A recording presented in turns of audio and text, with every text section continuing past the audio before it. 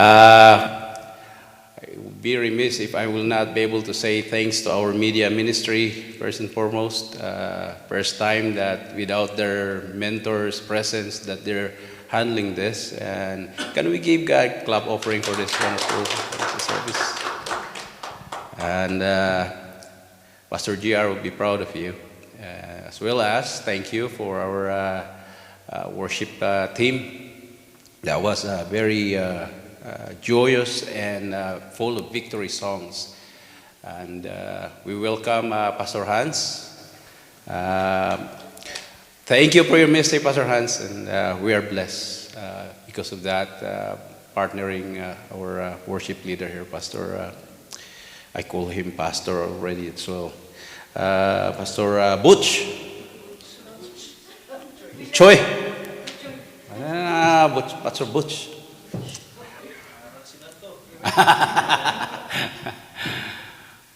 This body of Christ here is blessed with, Christ Corridor movement is blessed with many talents that are being used right now in God's kingdom in many forms, many ways.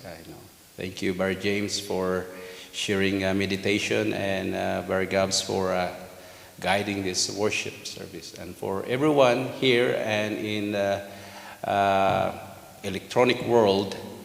We praise the Lord for His presence, and believe me, the Lord is in our midst right now. Let us pray.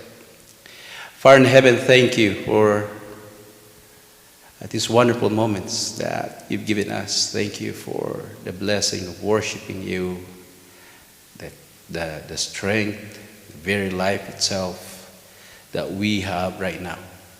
The wonderful weather outside, the beautiful sunshine, and the presence of each other, Father, here and even in the electronic world, Zoomland, we say. We believe, Father, that in the midst of all this, you are and you will be and always. Thank you for even in the songs, we can sense and we can see and we can read and understand your message. It proclaims your presence within us, Father. It assures us. It reminds us of the promises and the sureness of the victory. It is because of you, and the battles belongs to you. And no one, and that you'll never fail, Father. You will never fail. You never fail yet, and you will never start failing even now. And Father, whatever keeps us from worshiping you and focusing on you right now, Father, in the name of Jesus, remove them. If it's sickness, Father, we pray and we beg that you will send healing, Father. If it's lacking of peace, in the name of Jesus, surround us, engulf us with your presence so that we can have peace of mind.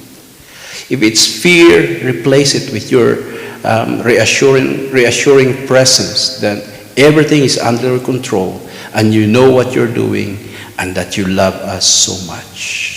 You are mindful of each and every one of us. Father, remove doubts and replace it with praise. And Father, let us move forward knowing that the battle is already won and we are triumphant already in you. And therefore, we can just watch and trust and we can see and experience victory in the end. It is because of you. In Jesus' name we pray. Amen and amen. All right, we'll come again. Okay. We are in the last part of our Path of Grace series. I thought I would be able to finish it last week. But after the message last week, I feel like I kind of rushed the end part of it. And so, it kind of bothered me that para bang minadali ko yung panghuli, you know. But para dito sa to give justice really to the wonderful series that we had, I'd like to finish it in much clearer and much in God-honoring way. Unang-una, gusto ko sa Tagalogin ko po, gusto kong Tagalogin ang summary ng ating Path of Grace series. Taglish, I mean. Sa Tagalogin kasi yung iba dyan, pag nagsasabi ng Tagalogin ko, kahit minsan hindi nagsalita ng Tagalog eh. Alam nyo na yan kung sino yan. Ilagay na lang natin, itago natin sa pangalan Pastor Jerry. Pastor Jers. Peace po tayo. Well, sa ating pagsisimula ay kung ating maalala, ang sabi na, dahil sa biyaya ng Diyos, niligtas niya, ginawa niya, nilikha niya ang lahat. Mga nakikita at hindi nakikita, nilikha niya, kasama na tayo doon. Dahil sa biyaya. Bakit biyaya? Dahil sa, hindi naman niya kailangan gawin, pero ginawa niya anyway. Diba? So, pangalawang series na yon ay makita natin, sabi niya, dahil sa biyaya ng Diyos, ay inalagaan niya, sinustain niya, kanyang sinustain. Ang Tagalog ng sustain? Pinangagalagaan or tinataguyod. Tinataguyod niya na ang kanyang nilikha ay hindi masayang. Kaya hindi niya ito pinabayaan. Pwede naman niyang likain niya, tapos aalis na siya or stay away, katulad ng mga pagans. But he did not. He chose to stay with them. Okay? Pinili niyang maging kasama sila to have fellowship with them.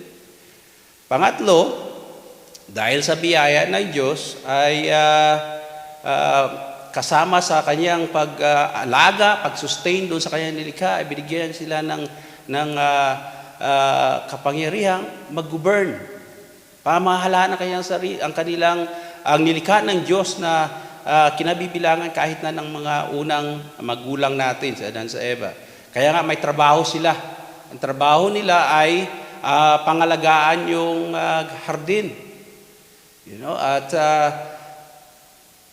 knowing, understanding that they are under the governance of God. Nasa pamamahala sila ng Diyos.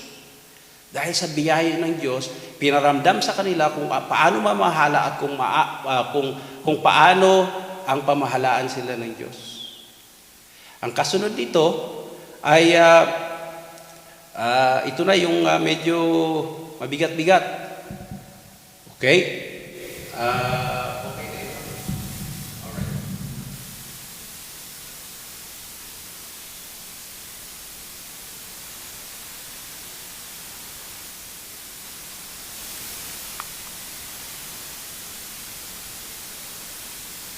Tinatawag na kalayo.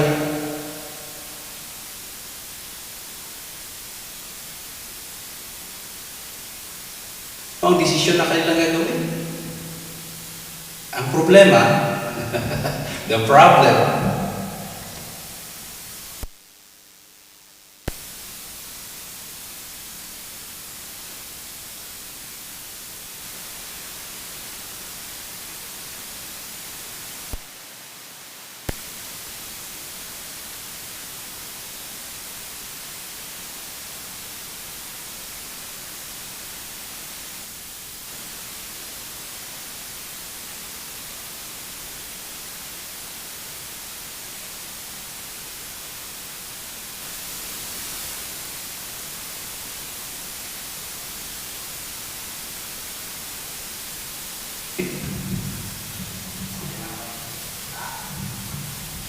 ang mic.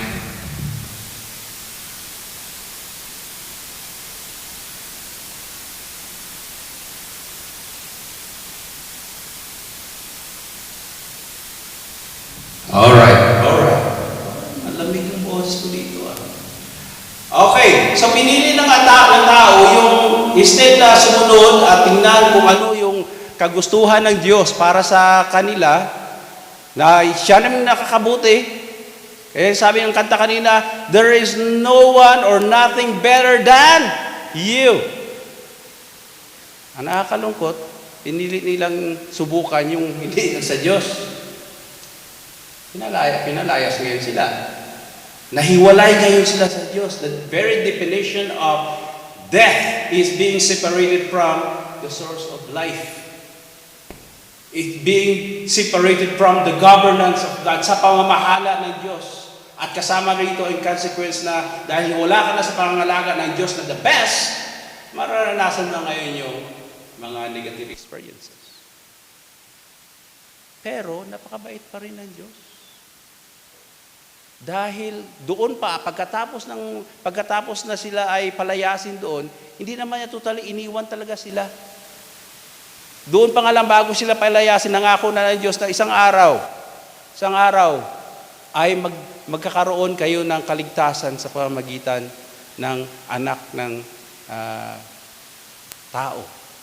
At yan nga nalaman natin sa ating Panginoon Kristo.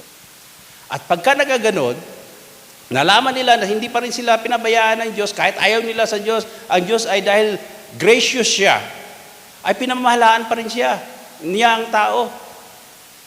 Kaya nung magkaroon ng talagang total na anarchy against God, ay dinesisyonan ng Diyos ang tao na lipulin ang lahat ng kanyang mga nilikha, maliban dito sa pamilya ni Noah. Okay? And the building of the ark. You know, nung piliin niya yung pamilya ni Noah, wala namang maipagmalaki si Noah at ang kanyang pamilya na special kami. And yet God chose them. Ordinary people. Ang maganda kina Noah, they choose to obey God. They responded to God obediently. Kaya nga ang sabi ng banal na kasulatan, ito na sabi, by grace, if you are under God's governance, by grace you are expected to live a life that is holy. Holiness expected. What is holiness? Ito yung pagsunod mo sa kagustuhan, sa mga batas, at sa mga panggobyerno ng Diyos. Living a holy life means living under or doing what pleases God. Kaya nga sabi natin sa mga verses na nakita natin sa verses na patungo kay Noah, sabi noon, sa pag-build ng ark, sabi niya, he did everything in accordance to the word of God. Hindi man siya kailanman, ang tagal nito Lord, 120 na ito. Sa 110, maaaring may shortcut na ito Lord. Wala. Tinuloy niya hanggang sa matapos. And that is the very picture of what living a holy life is. You know? Pagkatapos dito, ay nagkaroon nga ng reset ang buhay ng tao through Noah. At pagkatapos dito ay tinawag niya si Abraham. Bakit? Kasi mayroon siyang ipagawang misyon kay Abraham. May mission siya na gusto niyang, may plano siya na mysterious actually. Hindi pa ito agad maintindihan ng tao.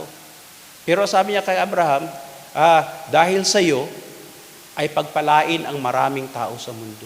Kaya pinalitan niya ang pangalan ni Abraham from Abram to Abraham. Dahil sa iyo, maraming mabibless. Naintindihan natin na dahil si Christ ay nagmula sa kanya, you know, he was able to even see in advance.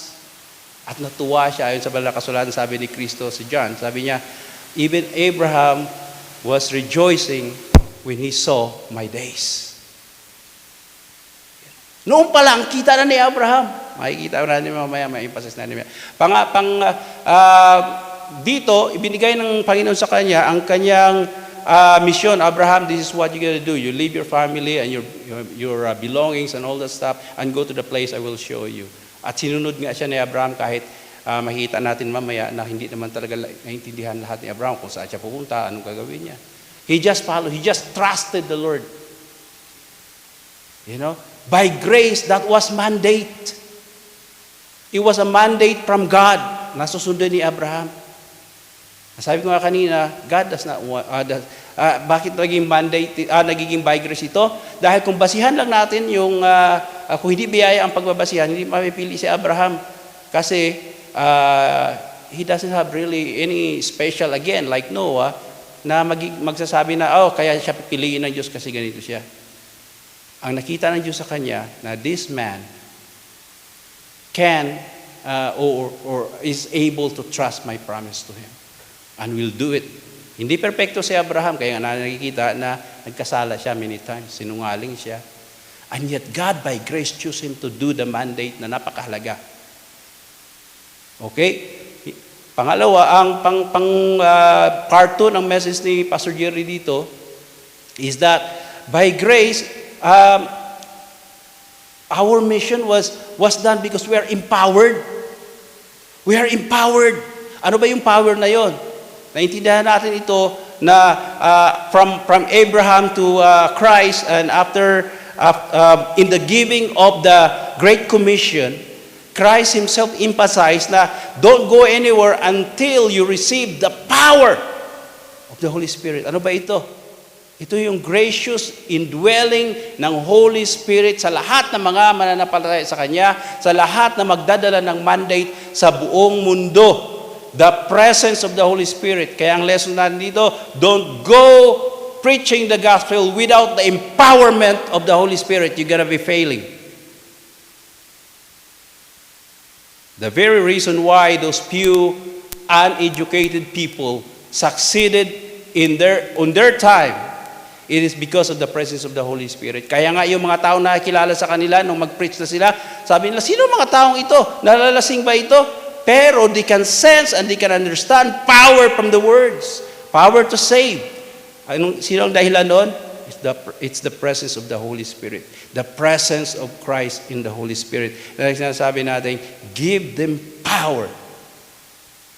At ang pangako doon sa lahat din ng mga tao na susunod at dadalhin ang kanyang Great Commission, He will be with them also. Isn't it great? You know, you will be empowered also if you choose. If you freely choose to say, God, I will listen to your command. I will indulge myself in bringing the gospel to my neighbor, to my loved ones, to whoever you put in front of me. And then the presence of God, I will be with you always. And that is the empowering presence of God. At bakit mahalagang malaman natin ito? Because it leads to the last first part ng last of Path of Grace series, which is by grace, it is guaranteed already. Garantisado na. Garantisado na yung victory. Sa kanta natin kanina, garantisado na. Bakit? The battle belongs to the Lord. Belongs to you, Lord. And you will never fail, and you will never start, you will even not start anymore. You cannot fail, you will not fail, and you will not start failing. Amen? Kaya nga, bakit ito garantisado? Because, ang sabi natin sa lesson, it is not because of our efforts, our talents, our performances. The battle is guaranteed to be won because it depends on God, not mankind. And it's by grace. Kaya kung nakadepende lang kay Abraham, bagsak. Kung nakadepende lang kay Pedro, bagsak. Kung nakadepende lang kay Apostle Paul who said that, you know, he is still struggling as well, bagsak. Hindi papasa. The good news is, victory is assured and guaranteed because it does not depend on man's effort, but the work of God. The God who can. The God who is true to His promises. And He will never start failing in His promises. Amen to that? Kaya garantisado. Kung tao ang mag-garantiya, wala. No, wala. Pagka halimbawa, ang nagagarantiya lang, yung ministro nyo, hindi sigurado yan. You know? Magarantiya lang, itong sikat na tao na magaling magsalita para sa victory mo. Wala, yan. More so in the kingdom of God, we can be sure that we are victorious because the battle belongs to the Lord, and the Lord will never fail. Sa malaki o maliit na struggle, na battle sa buhay natin, more so in the church, the big picture, it's all guaranteed victory because God is doing the battle for us. And He is able at mahal niya tayo. The Bible is saying, He is mindful of us. He is mindful of you. Kung ano nasa isip niya, what is good for you. Kaya nga sa Kanya, in the eyes of God, everything is done already. Amen? Sabi ko nga nakaraan, para sa mata ng Diyos, we are in heaven already with Him. That is hope. Nandito pa tayo, but we can taste heaven already. That is hoping in the Lord. Ngayon, tuloy natin, Ano ba itong path of grace? Ano ba itong path of grace? Ano ba nagtutulak nito sa Panginoong Diyos para gawin niya yung bagay na ito mula sa simula, sa gitna, hanggang sa katapusan? Bakit path of grace? Ano bang purpose niya rito? Ito ngayon ang last part ng path of grace. Redux. By grace, God will restore anew. Yun pala ang gusto niya. Bakit He started, He designed, He planned, He provided, He executed the path of grace from the beginning to the middle to the end. It's already finished in the eyes of God. What is the reason for that? Because He has in His mind, redux. He will restore. Gusto niyang ibalik tayo. Ibig sabihin ng redux is to bring back. Muling ibalik. Kung ano yung dinisenyo yan nung una. Bakit na kailangang ibalik? Bakit? Why it needs to be restored? Because it was broken. Dahil sa kasalanan. Dahil sa kasalanan, kailangan magkaroon ng restoration process. Ang mahalaga doon, hindi lang basta back to original. Ang sabi dito, He will restore anew. Bago pa ito. Mas bago, mas maganda, mas magaling kaysa doon sa original. Malalaman natin mamaya. So, ano ibig sabihin ng redux? Ano ibig sabihin ng redux? Muling ibalik, bring it back. Ano kaya yung i-bring it back? Ang ating text dito ay Hebrews chapter 11 verse 8 to 12 and Revelations chapter 21 verse 1 to 8. Makikita natin yan mamaya isa-isa. Babasahin lang natin yan na less explanation tayo sa dito. Pero alam niyo ba yung redux? Kayo, nakikita niyo sa mga picture minsan sa Facebook, yung mga bata na naglalaro na sumasakay sa kalabaw, mga bata na liligo sa ilog, before the electronics. Yun ang nakikita natin ito, tutuwa tayo. Tapos sasabihin, naranasan niyo ba ito? Di ba? Naranasan niyo ba ito? Habang pinapanood niyo ito, naranasan ko yan. And then it brings back this good, wonderful feeling of innocence and excitement to the things na nararanasan natin in a simple way.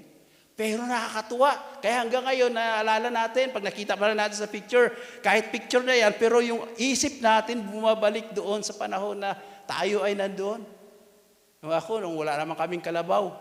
Pero nung sabi ni Pastor Eden na ngayon, kaibigan ko, may kalabaw sila. Pag sinabi niya sa akin noon, Loy, sabi niya sa akin, Loy, tara, magpastol tayo ng kalabaw. Tuwang-tuwa naman ako ngayon. Kasi pag nagpastol kami ng kalabaw, doon sa may malapit sa ilog, ligo din sa ilog. Napakasimple buhay. But you are so masaya. Napakasaya. Kaya gusto mong balik-balikan yung feeling. Gusto mong balik-balikan yung feeling. Ano bang mga experience pipiknik sa doon sa Lucena, may dagat doon, di ba? Masarap, pupunta sa beach, simple lang ang buhay. Kaya pag nakita mo yung mga picture na ito, umaakyat ng bayabas or laro, yung mga larong pambata sa atin, pag nakita natin ito, parang naisip natin minsan, parang gusto kong balikan. Can I go back? Ewan ko lang, itong mga bagong kabataan natin ngayon. Naranasan niyo ba yan? Yung, ano ba yung lata? Binabato mo ng tsinelas? Ha? Slipper. Tumbang preso. Tumbang preso yun. O di kaya yung garter. Anong garter yung Chinese garter? Matasin ako lumundag noon. Yun lang. Tapos yung jackstone. Naglalaro ako ng jackstone. Hindi na lang pambabae yan. Magaling ako dyan. Aaway lang kami nila matet. Lastiko. Julens.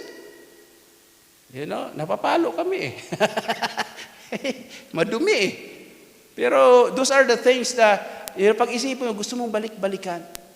We have in ourselves, our mind is capable of going back doon sa mga bagay na nangyari sa nakaraan. And we can even still enjoy and remember the feeling. Parang kanta ba, I remember the man, but I don't remember the feeling anymore. Mali yun, di totoo yun. Hindi totoo yun, ano? Yung I remember the man, I don't remember the feeling anymore. Oh, I remember the boy, wala, no? I remember the boy. I don't remember the feeling anymore. Pero meron tayong, ang sarap balikan ng nakaraan. Di ba? More so, in ourselves, God put something in ourselves, in our hearts. In Ecclesiastes, wala rito, in Ecclesiastes chapter 3 verse 11, kung titingnan nyo sa inyong mga banal na kasulatan, napakaganda ng ano na ito, ng verse na ito. Napakaganda ng verse na ito. Kaya nga sabi, by grace ito, God will restore anew. Bakit niya gagawin ito? Kasi in the beginning pa lang, ang sabi ng banal na kasulatan diyan sa Ecclesiastes chapter 3 verse 11, in His time, God made everything beautiful. Pangalawa, kasunod noon, anong sabi doon sa pakasunod? Ang sabi niya ay, He put, in man's heart, what? Eternity. Hindi kailanman inalis ng Diyos yung awareness sa puso ng tao, yung pagkagawa sa Kanya in the beginning. God designed us to live with Him for eternity in that place we call paradise in the beginning. Na kung hindi nagkaroon ng kasalanan, kasama pa rin natin siya doon. Yun ang gustong ibalik ng Diyos. Kaya hindi kailanman niya inalis sa puso ng tao na maisip, muling alalahanin, gustong balikan ang kalalagayang ito. Living with Him in paradise.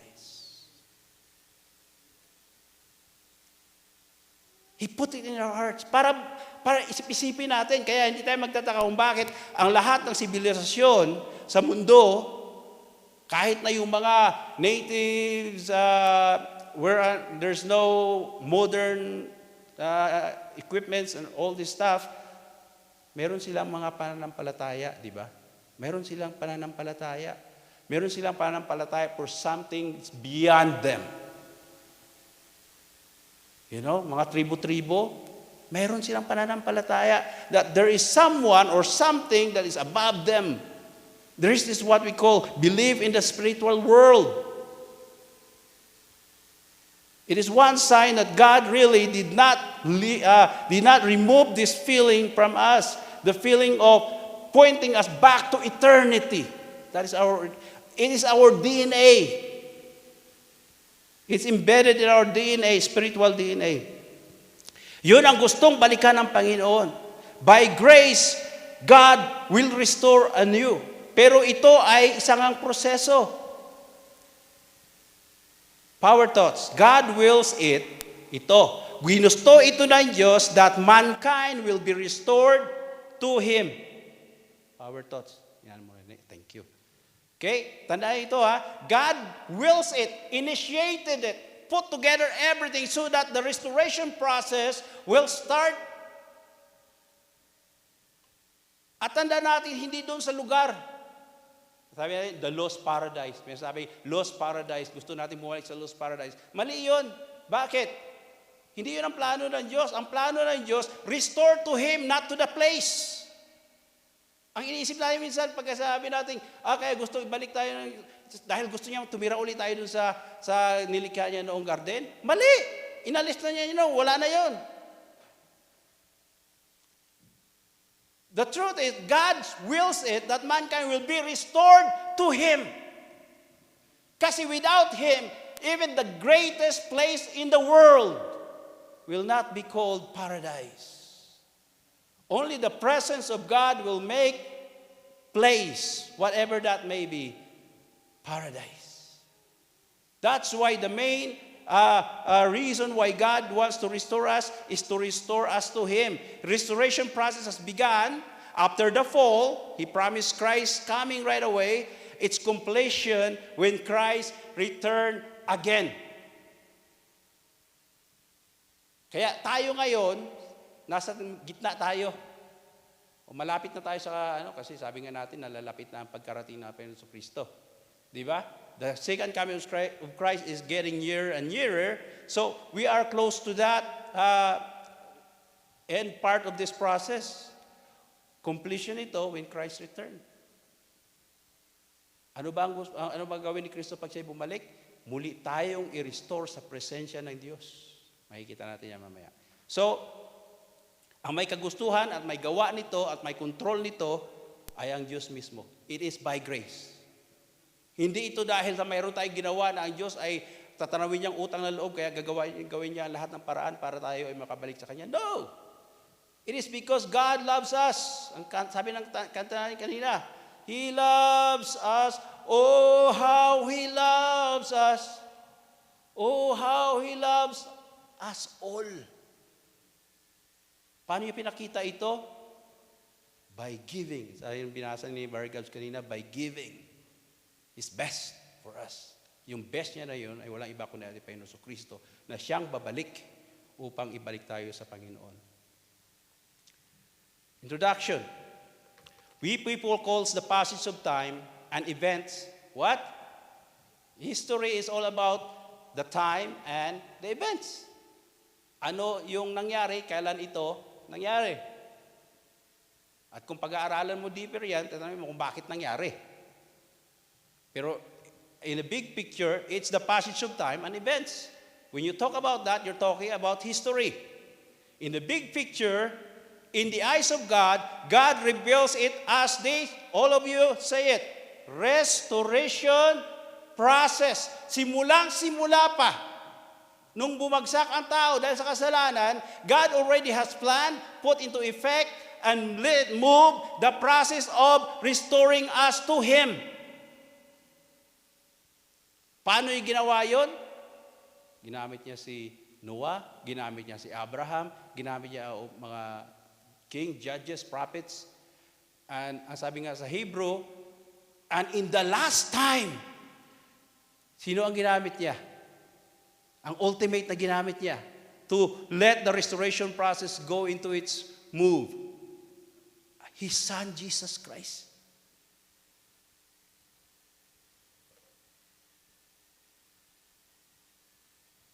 Truth about God's restoration process. Compliments to yung picture dyan, gawa yan ni Sister Lauren. Yan yung aming bonsai. Gusto ko ito kasi i-represent restoration process because kita natin ito, part of it is dead already and yet, by grace, dahan-dahan itong tumubo. Dahan-dahan itong tumubo, makikita natin dyan. That is what restoration process is all about.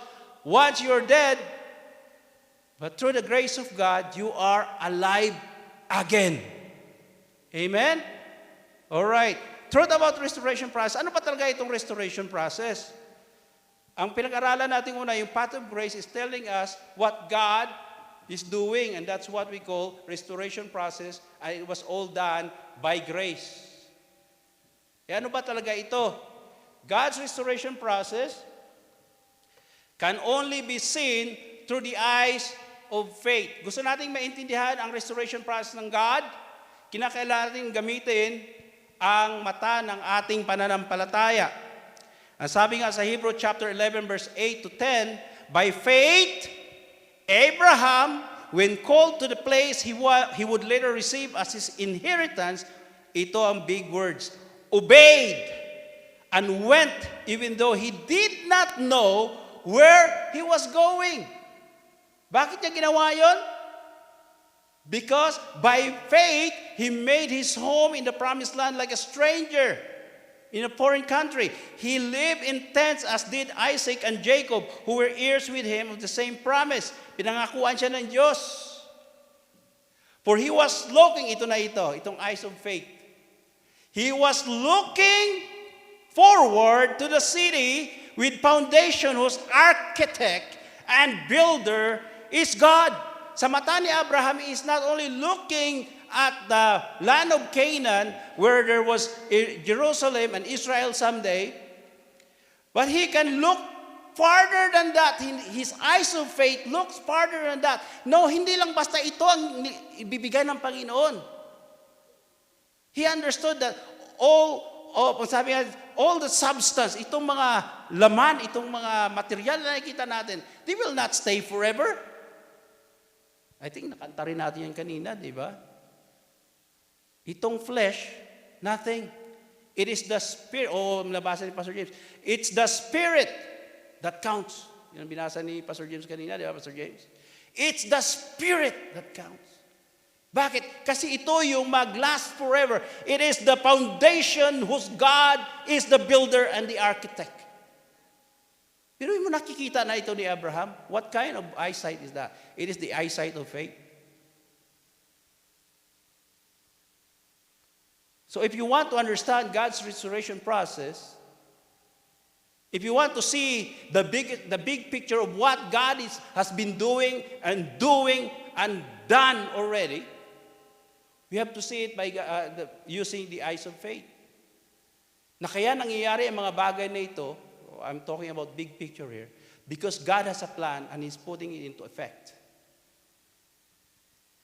In application naman sa ating mga buhay, personal na buhay natin, sa ating lakbay ng ating pananampalataya ngayon, as we walk with God in this path of grace, and sabi ko nga nakaraan, we need substantial faith.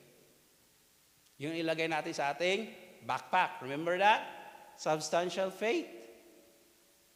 Sa ating mga individual na lakad. You know, we choose to journey with God, we have to have substantial faith. Hindi small faith. Huwag tayo mag-settle doon sa, sinabi doon sa banal na kasulatan na sabi doon, kung meron tayong pananampalataya as big as a mustard seed. Kasi in reality, hindi darating sa ganong kalaki ang pananampalataya natin basta-basta. We have to pray for it. Kasi right now, sa sitwasyon ng buhay natin, baka pag i-mission, hindi tayo aabot dun sa standard ng mustasa. But when God, ang sabi nga natin kayo, is with us, nothing is impossible. Kung ang ating pananampalataya ay maliit man, ngunit ang ating pinanampalatayanan ay malaki, panalo. So you see, it's not really the measurement of our faith. It is who God is, the object of our faith. Hindi yung pananampalataya, kung gaano kalaki ito. Ang pinakamahalaga sa lahat, kung sino yung pinanampalatayanan mo at kung ano ang relasyon mo doon sa pinanampalatayanan mo.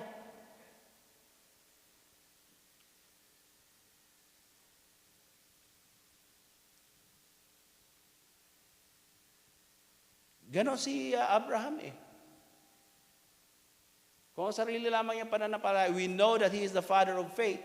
And yet as we study Abraham, his life is full of failures, great sins.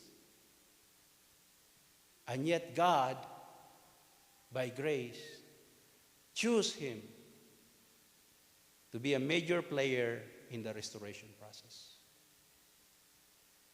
He trusted God's promises. Kaya number 2, God's restoration process is what? Anchored to His guaranteed promises. Bakit garantisado? Kasi ang nangako hindi tao, ang nangako Diyos. Na kailanman ay hindi magbibigo, lalong-lalo na sa Kanyang ninanais na tayo ay pabalikin sa Kanya. Kahit anong gawin ng dyablo, ay hindi ito kayang pigilan ang plano ng Diyos na tayo ay dalhin muli sa Kanya. In our individual situations, dapat din nating tandaan ito. Mahal ka ng Diyos, gusto Kanyang ibalik sa Kanya. Kaya kahit anumang nangyayari sa buhay mo ngayon, hindi man ito masaya, masakit man ito, na punong-puno man ito ng takot, at walang kasiguraduhan, alalahanin natin na ang Diyos na iyong pinanampalatayaan ay hindi kailanman mabibigo sa kanya mga plano sa buhay mo. He meant to bless you and let you live a life that is full and abundant under Him. At hindi ito na may measure in a material things. Kundi it is measured on, do you have relationship with Him? May relasyon ka ba sa Kanya? Kasi kung meron, then the promise is guaranteed. Kaya nga ito Hebrews chapter 11, verse 11 to 12, it says here, by faith, even Sarah, who was past childbearing age, was enabled to bear children because she considered him faithful who had made the promise. Pinanampalatayanan ni Sarah yung nangako. Hindi niya pinanampalataya yung kanyang pananampalataya. His faith is not anchored on how big was her faith. It was anchored to the one who gave her the promise. Anong promise na ito? Sa mata ng tao, napaka-imposible. Bakit? Kasi nga, nakikita ni Sarah na siya ay wala na. Tuyo na. Ano? Di ba? Malapit na siya maging 100. Kung basta-basta lang yung nangako sa kanya, pagtawanan niya, tumawa nga siya Di ba? Ako? Manganganak pa ako? Tingnan mo nga ako. Di ba? But kahit paano pinanawalaan niya yon, tumawa siya, maybe hindi yung tawa na hindi niya siya naniwala, pero tawa yun dahil nakikita niya yung sarili niya. Pero higit sa lahat doon, pinanghawakan niya yung pangako ng Diyos na tapat sa kanyang mga pangako. Ang Diyos ang nangako na kanya tayong ibalik sa kanya. Kaya instead na pagtawanan natin ito, purihin natin siya. Panghawakan natin yung kanyang pangako dahil ang pangako niya ay hindi kailanman napapako. And so, from this one man, yung si Abraham yan, asawa niya, he as good as dead, lalo na si Abraham, malapit ng 100 talaga si Abraham, as good as dead na raw Kung tuyo si Sarah, mas tuyong-tuyo na talaga to si Abraham. As good as dead ang pagkasabi ng lupit din daw. Baka si Pablo ito Makadescribe siya ng ni Abraham, talagang wala, para ka nang patay Ganon pa man, our God has the ability to make armies out of the dry bones. Wala ba tayong palakpak sa Panginoon dyan? Pagka nakataya na ang kanyang pangako, He can make impossible a mere occurrence because He can and He can do it. And He will do it. Normal lang sa kanya yun. Sa atin, sa tingin natin, milagro ito.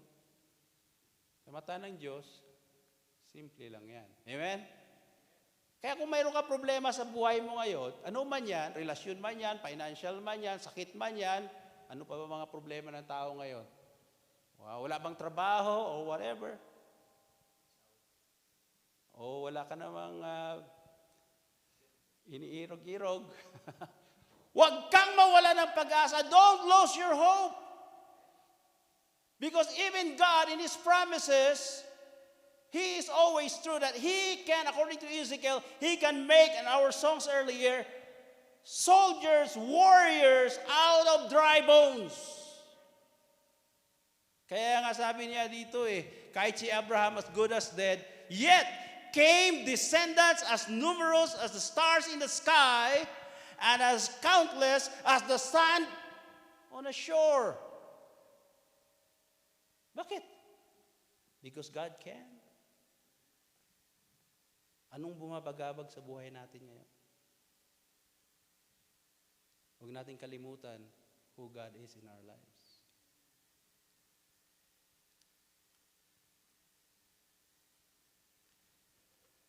Number 3, truth about restoration of God.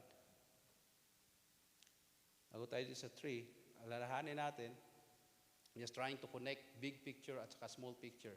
Small picture pagka sinasabi ko na tungkol sa sarili ninyo. But God's big picture is the restoration of mankind. Mangyayari at mangyayari ito sapagkat ang Diyos ang nangako, mangyayari. You know, He wants to restore mankind to Him. Kaya gagawin niya ito. You know, ito ang pangako niya at ito ay magaganap. Number 3, God's restoration process is amplified in His revelation. Sabi nga natin kanina, ang restoration niya, hindi niya doon sa back to original sa Garden of Eden. Anew, bago. At mas higit pa, kaya nga amplified eh. Kasi nga, kung basahin natin, okay, God's restoration process is amplified in His revelation. Makikita natin dito na yung gustong ibalik ng Diyos sa atin, hindi doon sa lugar lang mismo eh. Unang-una, ibalik niya tayo sa Kanya, at kung ano man yung mga inihanda niya para sa atin, higit pang dihamak kaysa doon sa original. Revelation chapter 21, verse 1 to 5, it says here, Then I saw a new heaven and a new earth, for the first heaven and the first earth had passed away. Kaya sabi ko kanina, hindi na tayo babalik din sa original. Mas higit pa, amplified. Yun ang ibig sabihin ng amplified, di ba? Amplified, mas higit pa, mas malaki o mas wonderful pa. Kaya nga sabi ni Pablo, hindi pa ito pumasok sa isip ng tao kung anong inihanda ng Diyos para sa kanya. So ang restoration ng God, a process of restoration of God is not to the place per se, but to Himself first. And then pagkatapos nito, here it is, the glimpse. These are just a mere glimpse na ipinakita ng Diyos kay John kung ano ang mga inihanda niya in the future. Tandaan natin, restoration process is already done in the eyes of God. We people, we are part of the process, but in the eyes of God, tapos na ito. Amen? Tapos na ito. Ang sabi dito, Then I saw a new heaven and new earth, and for the first heaven and the first earth had passed away, and there was no longer any sea. Wala nang, ano ba ang ibig sabihin ng sea? Sea ito, symbolic, it symbolizes separation. Ang sea nagsiseparate sa mga, di ba? Sa mga isla-isla. You know, it's a symbol, pag sinabi mong sea, sa prophetic words, it represents separation. You know, it separates. Doon sa langit na bayan, wala nang separation. Sama-sama na. Community na tayo doon with God. Ang sabi niya rito, he called it, I saw the holy city, a new Jerusalem coming down out of heaven from God, prepared as a bride, beautifully dressed for her husband. Pinaghandaan talaga ito ng Diyos. At maintindihan natin mamaya, na tayo ay kasama tayo doon sa bride na iyon. Alam natin last week, do you wanna get invited? Or narinig nyo na ba invitation ng wedding of the Lamb? Gusto nyo bang umattend? Di ba? Dapat isipin natin ito. And I heard a loud voice from the throne saying, Look, God's dwelling place is now among the people, and He will dwell with them. They will be His people, and God Himself will be with them and be their God. Ito yung dynamics ng God and Adam and Eve at the beginning, right? He was with them. They fellowship with Him. Kaya nga ba, kung saka lang nagkaroon ng paghihiwalay noong magkaroon na ng kasalanan, sabi ng Diyos, nasaan kayo? Nasaan kayo? Ibig sabihin nun, kanya-kanya na. Mayroon ng division. Pero in His restoration process, mawala na ito. The sea will be no more. Ano pa? Kasama na natin siya.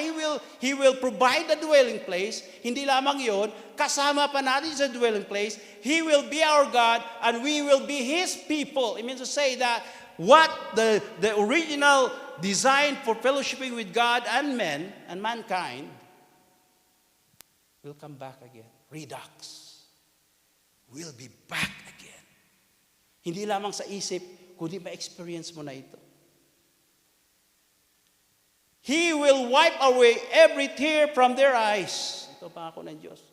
There will be no more death, or mourning, or crying, or pain, for the old order of things has passed away.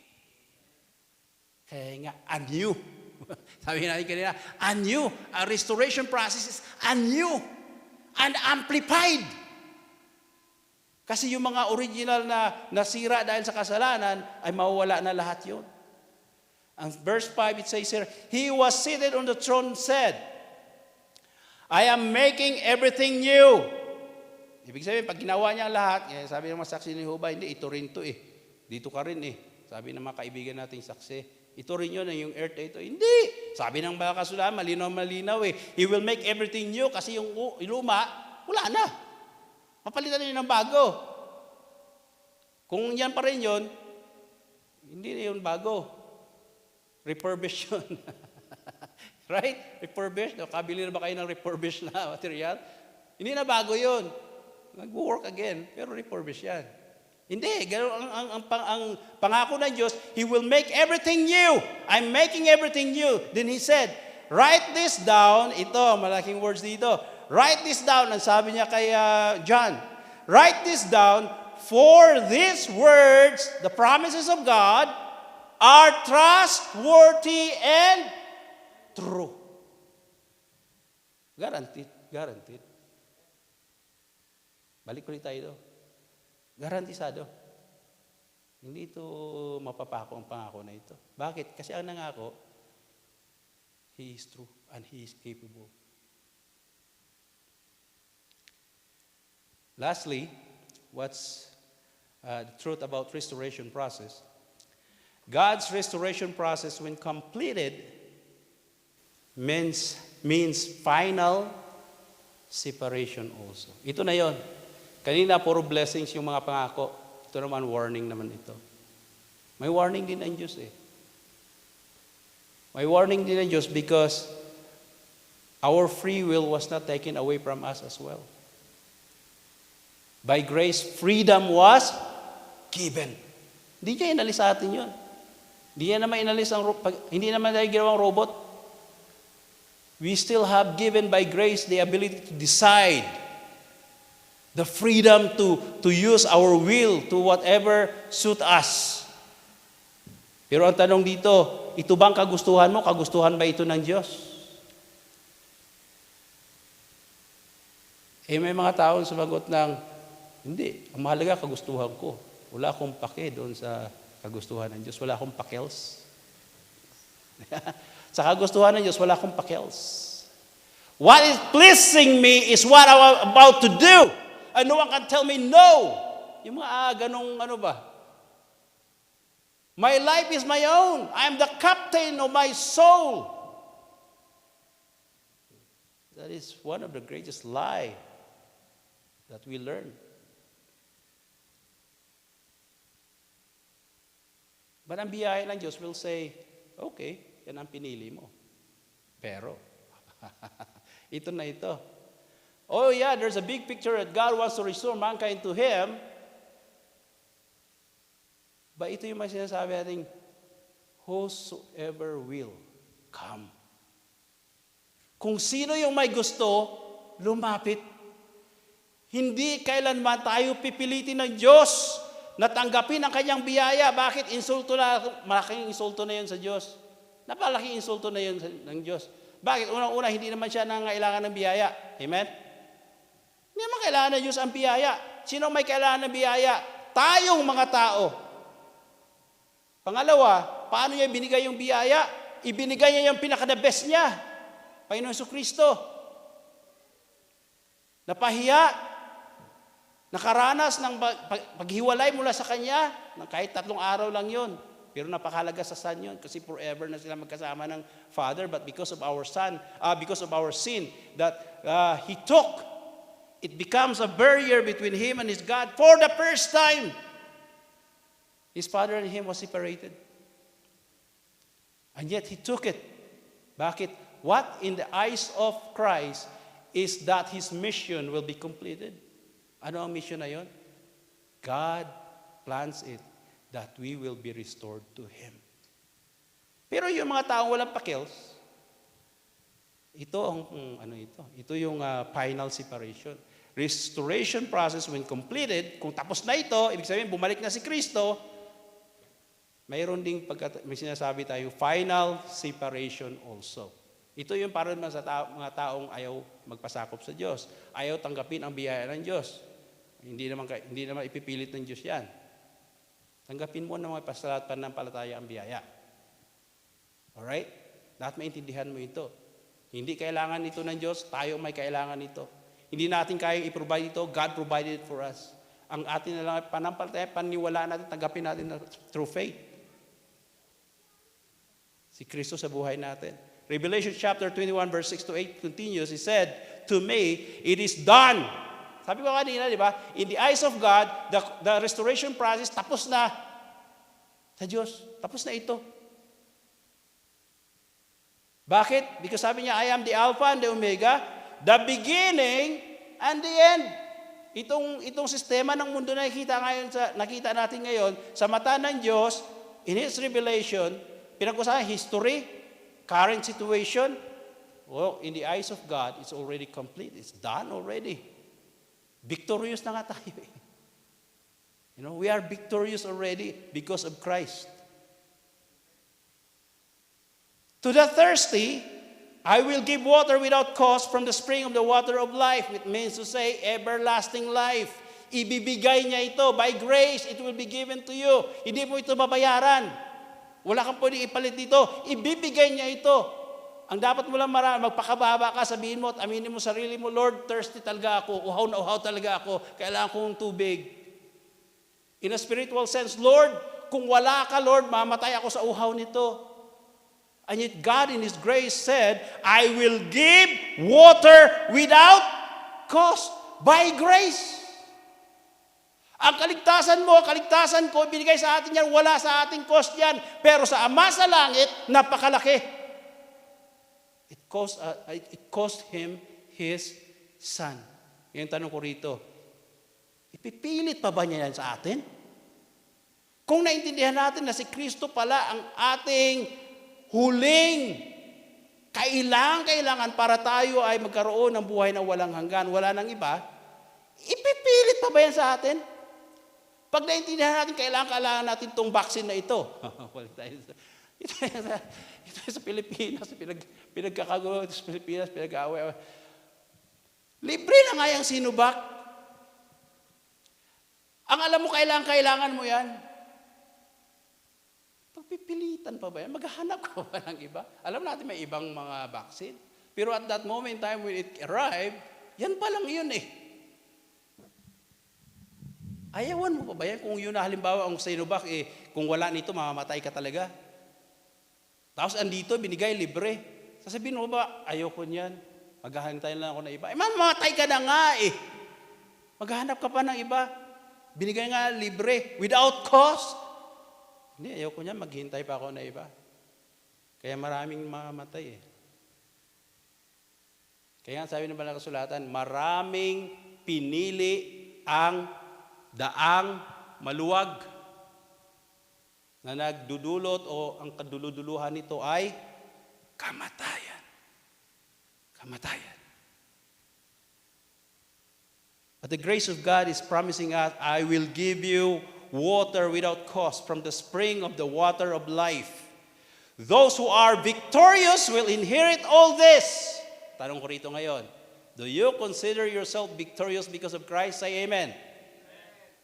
Kayo mga nasa Zoom land dyan, do you feel like you're living a life that is victorious because of Christ?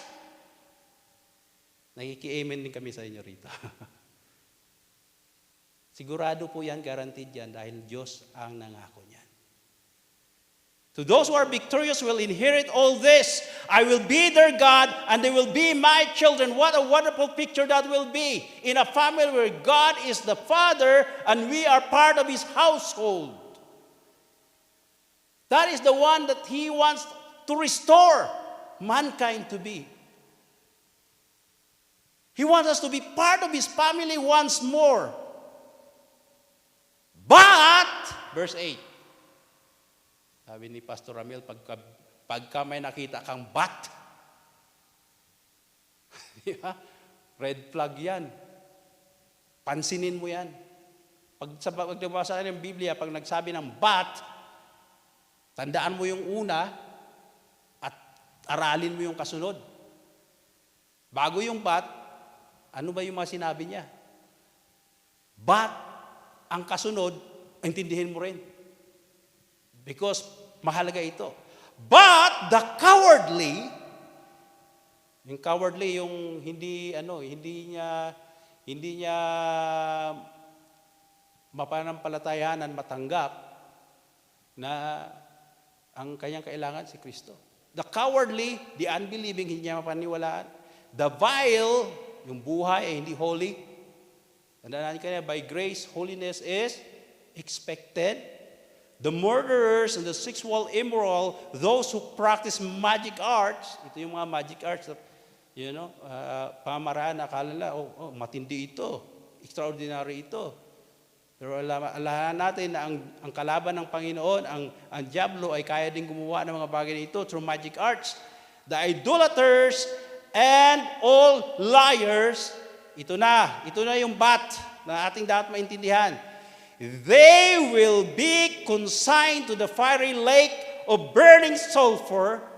This is the second death. Tanong, kailan ba nagkaroon ng first death? Kailan nagkaroon ng first death? Kailan nagkaroon ng unang kamatayan ang mankind? Nagkaroon ng kamatayan ng unang mankind. The first death happened when sin entered the scenery of mankind.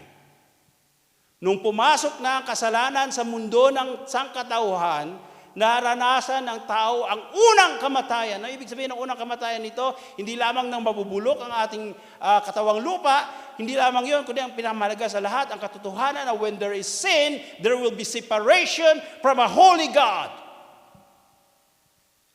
At yun ang napakasakit.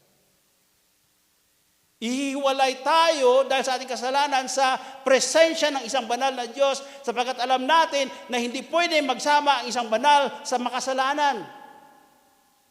Mangyayari lamang ito sa daan ng biyaya, in the path of grace. At tandaan na rito, in the path of grace, only in that place where a holy God and a sinful mankind can walk hand in hand, not because of what mankind did, but because of what God did by giving His only begotten Son, Jesus Christ, who will wash away or cover our sins with His blood. And therefore, we can walk with the Holy God once more. And that path is called the path of grace. Can we say hallelujah to that? Hallelujah! Only in the path of grace we can walk hand with a holy God. We who are sinners because of the blood of Jesus Christ, who washed away all our sins. But to those who choose not to accept and choose not to thread the path of grace, doon sa mga taong pinili na huwag lumakad sa daan ng biyaya ng Diyos, may pagkalalagyan kayo. Ang pagkalalagyan nyo ay kahindik-hindik. Ito ay walang tigil na lawa ng apoy at sulfur. Pero hindi yun ang pinakagrabe. Mamuhay ka for eternity doon sa kahindik-hindik na lugar. Pero remember, that is not the greatest pain ng bat na ito. The greatest pain of this bat is this. If you choose not to walk in the path of grace through Jesus Christ our Lord, this is the second death. Pangalawang kamatayan. Bakit ang pangalawang kamatayan ito? Wala nang pag-asang magbago pa. Wala nang restoration process na gagawin pa ang Panginoon pagkatapos nito. Tapos na. Done. Kaya habang nabubuhay tayo sa mundong ito, tanungin mo ang sarili mo ngayon, mayroon ba akong relasyon sa aking Panginoon sa Kristo? Tinanggap ko ba siya bilang aking Diyos na tagapagligtas at Panginoon ng buhay ko? Sinuko ko na ba ang buhay ko sa Kanya? Inamin ko na ba sa kanyang makasalanan ako, na hindi ko kayang iligtas ang sarili ko, na ako ay nabubuhay pa rin sa kamatayan, ang unang kamatayan, hindi ko ito malagpasan sa aking sarili. Si Kristo lang ang aking pag-asa. Tinanggap ko na ba talaga siya sa pananampalataya? Tanungin natin ang sarili natin ito. Tinanggap ko na ba talaga si Kristo? And if you are honest to yourself, kung makatotohanan ka sa sarili mo, at tingnan mo, hindi, medyo pa hinihintay pa ako eh. O hindi, baka may iba pang paraan eh. O hindi, kasi nahihiya ako eh. Hindi yung cowardly. Nahihiya ako, baka ano sabihin ng iba sa akin. No? Praise the Lord ka na pala. Di ba? Born again ka na pala. Yan ang mga ano eh. Minsan ang mga tao ayaw tumanggap kay Kristo dahil ayaw pagtawanan. Ang tawag na pala kasulatan dyan, cowardly. Pangalawa, ayaw talaga manampalataya, unbelieving yan. Kasama ka ba doon? Natatakot, mapabilang sa tatawagin mga Christians, mga anak ng Diyos. O may mga gawaing ayaw hindi kayang i-let go. Yung mga gawaing karumal-dumal sa harap ng Diyos, hindi mo kayang isuko. Na ipapalit mo si Kristo doon, mga kapatid. Kung ano man ang nasa buhay mo ngayon, ang nakikita mo na hindi mo pa tinatanggap ang aking Panginoon sa Kristo, ano man ang dahilan yan, this is the time you will surrender it all to God, Jesus Christ. Kasi napakalaki at kahindik-hindik ng kapalit ng pagpili na ito. Remember, God still give you the choice right now. Hindi ka kailanman pipilitin ng Diyos.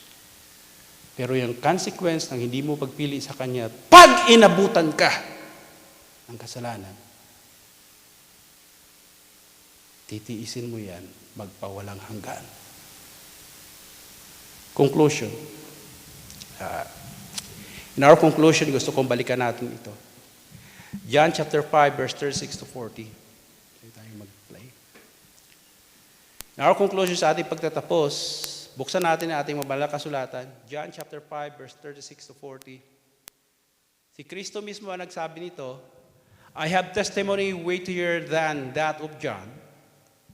For the works that the Father has given me to finish, ano yung work na ito? It is the restoration process that God has started before. And He, through Christ, will finish it. The very works that I am doing testify that the Father has sent me. The very reason why Christ was sent to us with that greatest mandate to save mankind, He meant to finish it. Kahit na kamatayan niya ang katumbas nito.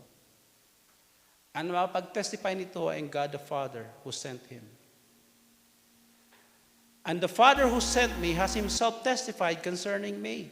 Ano ba ang testimony ng Panginoong Ama sa Kanyang anak? This is my beloved Son, in whom I am well pleased. Makinig kayo sa Kanya. Listen to Him. You have never heard His voice nor seen His form, nor does His word dwell in you, for you do not believe the one He sent. You study the scriptures diligently because you think that in them you have eternal life. The world those days, especially sa panahon ni Kristo, they focus on what's written in the scripture kasi doon nila nakikita at alam nila na ito ay magtuturo sa kanila sa buhay na walang hanggan. Ang sabi ni Kristo, these are the very scriptures that testifies about me. Yung history nila na sinulat at nababasa at pinag-aaralan nila, ang sabi ni Kristo, this is a great claim of Christ, they wrote all about me.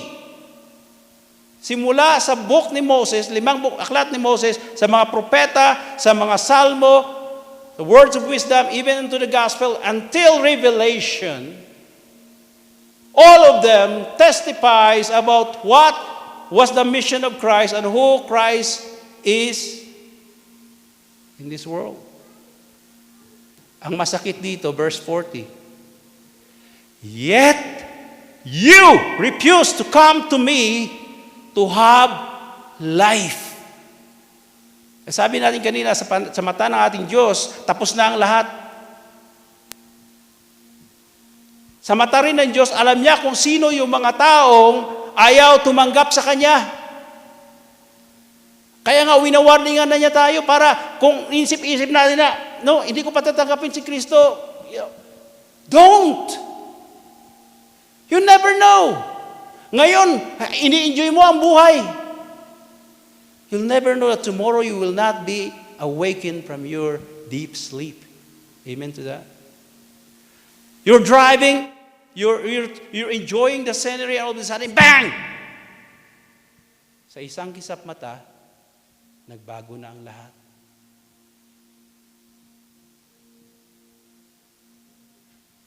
Alalahanin natin itong pangako ng ang warning natin pa Yesu Kristo. Yet you refuse to come to me to have life. Eh kung walang life, kamatayan ang naghihintay sa iyo. Pangalawang kamatayan. In the restoration process, Jesus Christ is the main character from the beginning, middle, and completion. Through the will of the Father and the testimony of the Holy Spirit. Tayong lahat ay tumayo. Gusto kong ulitin ito. In the restoration process, Jesus Christ is the main character. Si Kristo ang bida rito.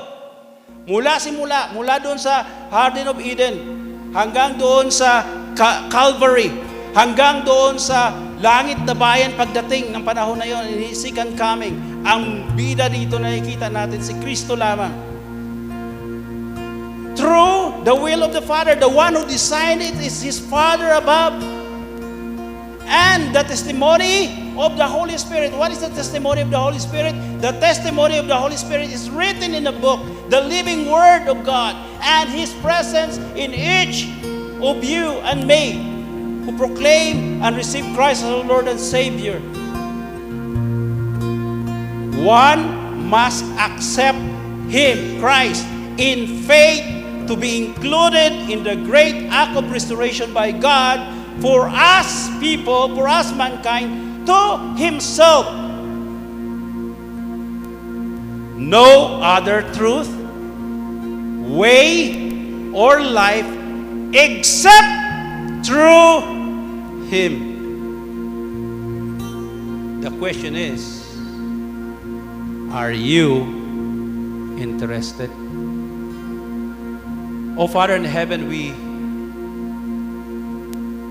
cannot say thank you enough to you. Understanding and knowing the path of grace and surrendering our lives to you in your Son Jesus Christ as our Lord and Savior. Hindi namin kayang maintindihan ito, Panginoon, kung hindi ito papaliwanag sa amin through revelation. Napakadakila pala ng iyong ninanais sa buhay namin. You want us to be restored to you and all the blessings that comes with it. Pinakamahalaga sa lahat, Panginoon, mapabalik kami sa inyo bilang kasama sa inyong pamilya. Kaya Panginoon, dalangin ko sa mga oras na ito kasama ng mga kapatiran narito, mga manampalataya dito at maging sa electronic world, Panginoon, sa Zoom land, Facebook Live. Kung mayroon ka mang nakikitang puso ngayon, Panginoon, na mayroon pang agam-agam upang tanggapin ang biyaya na kaloob mo sa Kristo Jesus ayon sa pamamagitan ng pananampalataya, Ama, bigyan niyo po ang mga taong ito ng lakas, ng loob upang tanggapin ka at magpakababa at ipaalam sa kanila, Panginoon, na si Kristo lamang ang aming pag-asa, na si Kristo lamang ang aming daan, siya ang katotohanan at siya ang buhay, na siya yung nangako na sa lahat na gusto tumanggap sa Kanya, pagkakaluban sila ng tubig mula sa ilog ng buhay, na magbibigay ng buhay na walang hanggan, libre, walang bayad. Tanggapin lang ito ng may pananampalataya. Panginoon, alam ko, maraming gustong tumanggap, ngunit maraming sinalang-alang. Ano man yun, Panginoon, hindi ito hamak na masyadong maliit at hindi nga kabagay-bagay na ikumpara sa napakadakila at napakalaking pag-ibig ng Diyos kay Kristo Jesus. Bibigay ng biyaya ng buhay na walang hanggan. Panginoon, kung wala ka, kami walang pag-asa, kami walang buhay. Ang aming hinaharap, Panginoon, ay walang liwanag, kundi kadiliman, kahindik-hindik dahil nahiwalay sa inyo. Kaya nga po, Panginoon, doon sa mga taong nakarinig ng inyong biyaya, ng inyong mensahe ng biyaya, Panginoon, impaitindi niyo po sa kanila na gusto niyo silang ibalik, i-restore, Panginoon, hindi lamang doon sa original, kundi higit pa doon sa mga inihanda niyo. Libre ito, Lord. Kaya nga po, bigyan niyo ng kalakasan ng bawat isa, tumanggap sa inyo. Alam, kilala niyo sila. At sila mismo sa kanilang sarili ngayon, Panginoon, alam kung nasa kanila na ba si Kristo o wala. Panginoon, mulit-muli, pagkalooban niyo sila ng biyaya, Panginoon. Ng biyaya ng pagkatutuo sa buhay nila. At pagkatuto upang tanggapin nila si Kristo na siyang nag-iisang daan sa buhay na walang hanggan ayon sa inyo at sa gabay ng Espiritu Santo. Panginoon, napakadakila niyo. Dahil ngayon naintindihan namin ang iyong biyaya, ito ang magtutulak sa amin unang-una upang purihin ka at pasalamatan ka. Pangalawa, upang dalhin ito doon sa mga tao, mga kasama at kaibigan, pamag-anak namin, mga mahal namin sa buhay. Ang gospel na ito ng buhay na wala hanggan sa pamagitan ni Kristo Jesus. Paliwanag ito sa kanila. Sapagkat ito ay garantisado. Sigurado ito dahil kayo ang nangalan. O God, sa mga taong gustong magdala ng iyong biyaya, Panginoon, doon sa mga taong wala pa rito, pagkalooban niyo at lagi niyo lukuban ng iyong presensya na magdudulot ng iba't ibang blessings, Panginoon. Kasiguraduhan, security, peace, love. At Panginoon, nakako kayo. To those who will take up the gospel and respond to the Great Commission, the greatest promise is this, that you will never leave us alone. That you will walk with us until the end of time. And that promise is good enough. For it was promised in the name of Jesus Christ our Lord and Savior. And everybody said, Amen and amen. Praise the Lord.